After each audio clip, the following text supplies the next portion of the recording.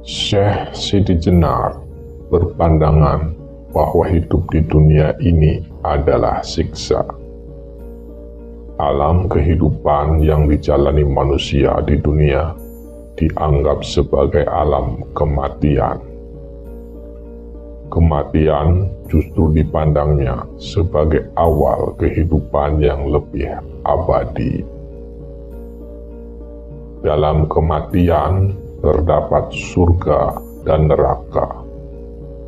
Manusia menemui kebahagiaan dan malapetaka, yakni di dunia ini.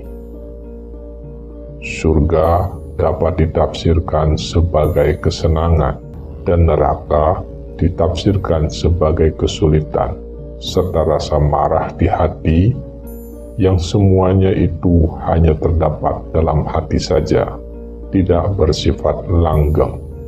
Kebahagiaan sejati dapat diraih setelah manusia menemui ajalnya sebagai pintu gerbang kehidupannya. Namun perlu dicatat bahwa tidak semua orang akan mendapatkan kebahagiaan hanya karena orang tersebut mati atau menemui ajalnya. Siti Jenar mengajarkan bagaimana seseorang itu harus selamat, mengajarkan bagaimana melepaskan air tirta nirmaya atau air kehidupan, menutup 9 lubang kehidupan. Kemampuan tersebut hanya bisa diperoleh bila seseorang telah menjalani atau berhasil dalam laku manunggal di dunia.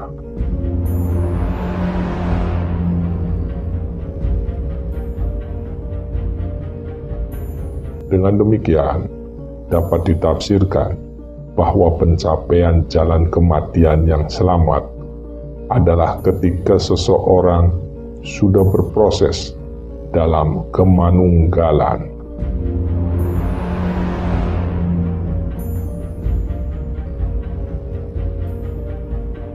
Mari kita simak wejangan Siti Jenar dari nomor 62 sampai dengan nomor 71 dari 140 ajaran Siti Jenar.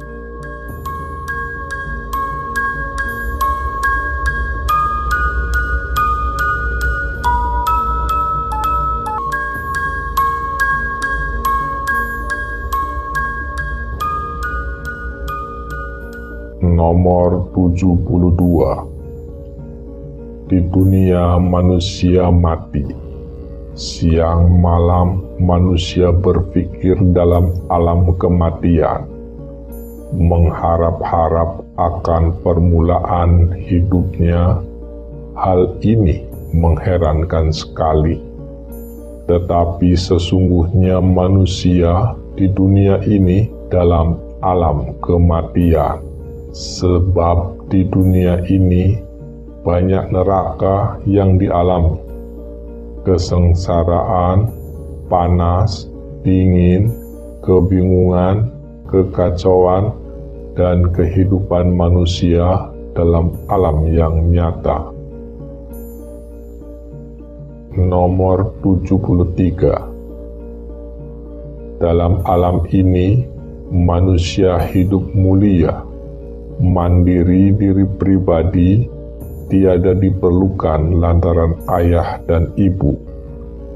Ia berbuat menurut keinginan sendiri, tiada berasal dari angin, air tanah, api, dan semua yang serba jasad.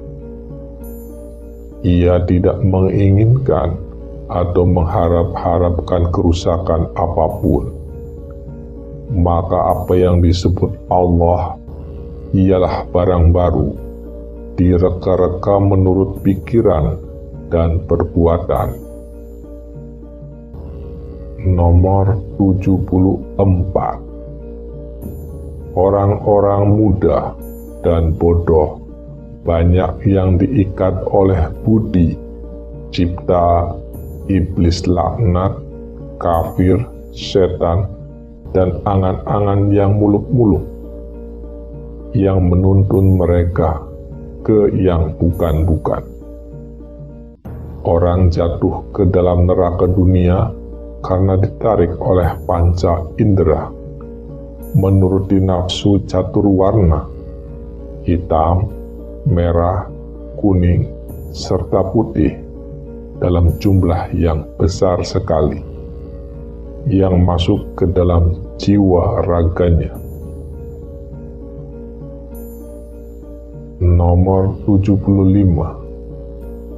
Saya merindukan hidup saya dulu, tatkala saya masih suci, tiada terbayangkan, tiada kenal arah, tiada kenal tempat, tiada tahu hitam, merah, putih, hijau, biru, dan kuning.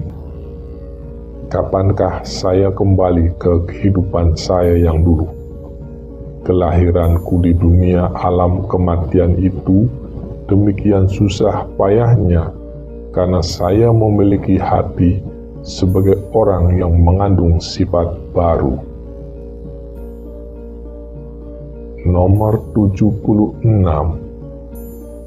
Kelahiranku di dunia kematian itu demikian susah payahnya, karena saya memiliki hati sebagai orang yang mengandung sifat baru. Nomor 77. Keinginan baru, kodrat, irodat, samak, basar, dan ngaliman, ailman betul-betul terasa amat berat di alam kematian ini. Panca pranawa kudus, yaitu 5 penerangan suci. Semua sifat-sifat saya, baik yang dalam maupun yang luar, tidak ada yang saya semuanya itu berwujud najis, kotor, dan akan menjadi racun. Beraneka ragam terdapat tersebut dalam alam kematian ini. Di dunia kematian, manusia terikat oleh panca indera, menggunakan keinginan hidup yang 20 sifatnya, sehingga saya hampir tergila-gila di alam kematian ini. Nomor 78. Hidup itu bersifat baru dan dilengkapi dengan panca indera. Panca indera itu merupakan barang pinjaman yang jika sudah diminta oleh yang mempunyai akan menjadi tanah dan membusuk, hancur lebur, bersifat najis. Oleh karena itu, panca indera tidak dapat dipakai sebagai pedoman hidup. Demikian pula budi, pikiran, angan-angan, dan kesadaran berasal dari panca indera, tidak dapat dipakai sebagai pandangan hidup. Akal dapat menjadi gila, sedih, bingung, lupa, tidur, dan seringkali tidak jujur. Akal itu pula yang siang malam mengajak kita berbuat dengki, bahkan merusak kebahagiaan orang lain. Dengki juga akan menimbulkan kejahatan, kesombongan, yang pada akhirnya membawa manusia ke dalam kenistaan dan menodai citranya. Kalau sudah sampai sedemikian parahnya, manusia biasanya baru menyesali perbuatannya. Nomor 79. Apakah tidak tahu bahwa penampilan bentuk daging, urat, sumsum bisa merusak, dan bagaimana cara Anda memperbaikinya? Biarpun bersembahyang 1000 kali setiap harinya, akhirnya mati juga. Meskipun badan Anda tutupi, akhirnya kena debu juga. Tetapi Jika penampilan bentuknya seperti Tuhan, apakah para wali dapat membawa pulang dagingnya? Saya rasa tidak dapat. Alam semesta ini adalah baru. Tuhan tidak akan membentuk dunia ini dua kali dan juga tidak akan membuat tatanan baru. Nomor 80. Mayat-mayat berkeliaran kemana-mana, ke utara dan ke timur, mencari makan dan sandang yang bagus, dan permata serta perhiasan yang berkilauan, tanpa mengetahui bahwa mereka adalah mayat-mayat belaka yang naik kereta, dokar, atau bendi. Itu juga mayat, meskipun seringkali ia berwatak keji terhadap sesamanya. Nomor 81. Orang yang dihadapi oleh hamba sahayanya duduk di kursi, kaya raya, mempunyai tanah dan rumah yang mewah.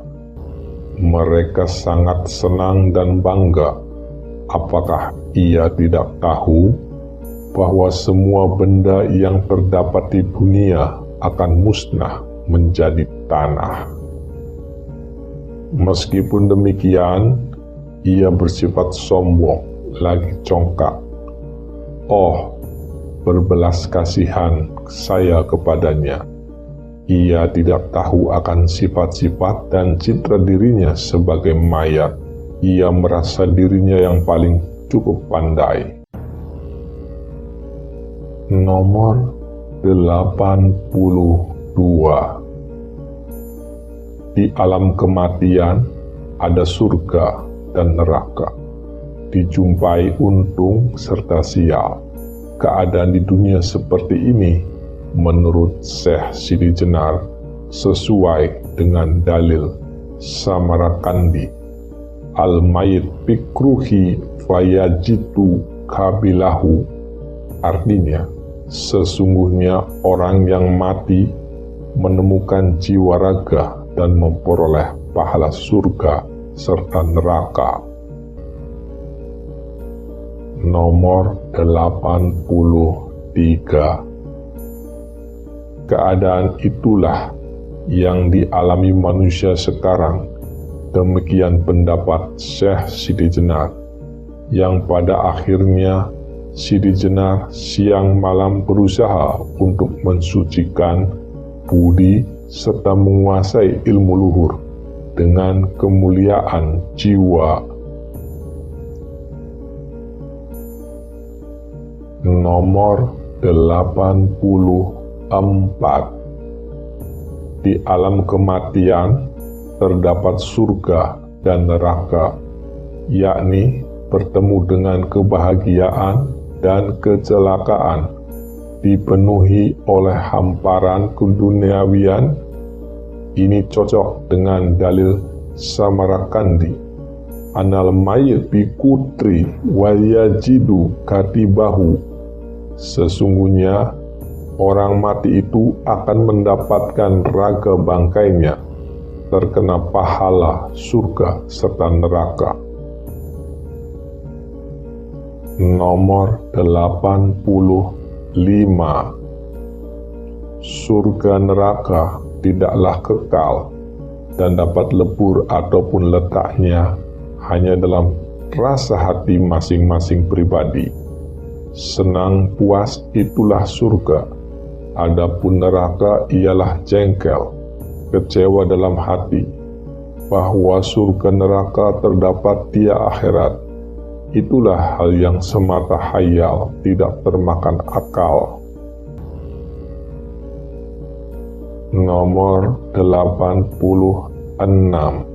Sesungguhnya menurut ajaran Islam pun surga dan neraka itu tidak kekal.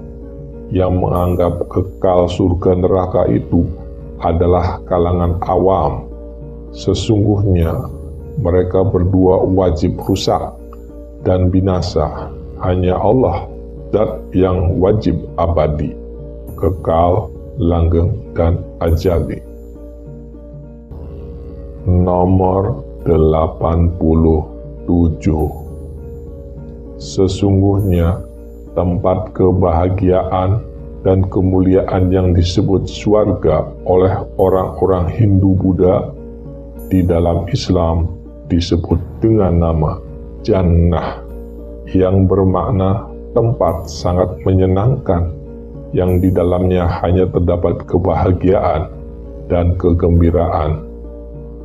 Hampir mirip dengan surga yang dikenal di dalam Siwa Buddha. Di dalam Islam dikenal ada 7 surga besar yang disebut Al-Layliyin, Al-Firdaus, Al-Aden, Al-Naim, Al-Khuld, Al-Ma'wa, dan Darussalam. Di surga-surga itulah amalan orang-orang yang baik ditempatkan sesuai amal ibadahnya selama hidup di dunia. Nomor 88. Sementara itu, tidak berbeda dengan ajaran Siwa Buddha yang meyakini adanya alam bawah, yaitu neraka yang bertingkat-tingkat dan jumlahnya sebanyak jenis siksaan. Islam pun mengajarkan demikian. Jika dalam ajaran Siwa Buddha dikenal ada 7 neraka besar, yaitu Sutala, Watala, Talata, Mahatala, Satala, Atala, dan Patala. Maka dalam Islam juga dikenal tingkatan neraka, yaitu Jahanam, Utama, Hawiyah, Sakar, Jahim, Galwail.